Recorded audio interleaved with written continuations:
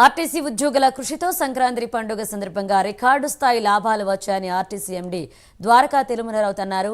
Kurnool RTC ఉద్యోగులు కార్మికులతో ఆయన సమావేశమయ్యారు. ఆర్టీసీ ఎండీగా బాధ్యతలు తీసుకున్నాక అనేక సమస్యలు పరిష్కరించామని తెలిపారు. రిటైర్డ్ అయిన ఉద్యోగులకు పీఎఫ్ బకాయిలు వచ్చేలా చేశామని తెలిపారు. నెలాఖరులోగా సీఎంతో మాట్లాడి ఆర్టీసీ నుంచి ఉద్యోగాలకు రావాల్సిన బకాయిలను చెల్లించే విధంగా చర్యలు తీసుకుంటామని హామీ ఇచ్చారు.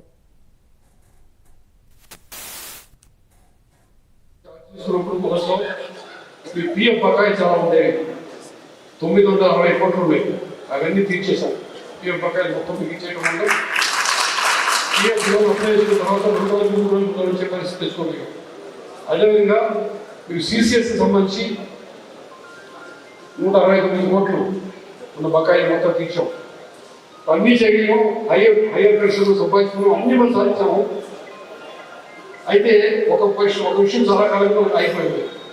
ఆర్పిఎస్ 2017 అగేర్స్ అప్పుడు మనం ఫిబ్రవరి మార్చిలో 2 విడతలుగా 25% చొప్పున ఇచ్చేసాము. ఇంకొక 2-3 రోజుల్లో ఇంకొక 25% ఇవ్వడానికి అవకాశం ఉంది.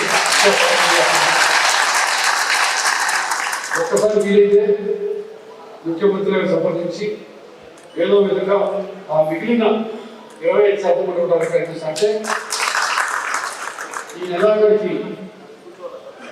నెలాఖరికి మీకున్నటువంటి బకాయి మొత్తం అంటే మిగిలిన 50% కూడా ఇవ్వడానికి ఒకసారి ప్రభుత్వంతో మాట్లాడి చర్యలు తీసుకుంటామని చెప్తున్నారు. దాంతో మీకు ఎంప్లాయీస్కి కార్పొరేషన్ ఇవ్వాల్సినటువంటి బకాయిలు దాదాపు అన్నీ కూడా నేను టైంలోనే మీకున్న బకాయిలను చెల్లించేసి వెళ్ళిపోతానని చెప్పి తెలియజేసుకుంటున్నాను.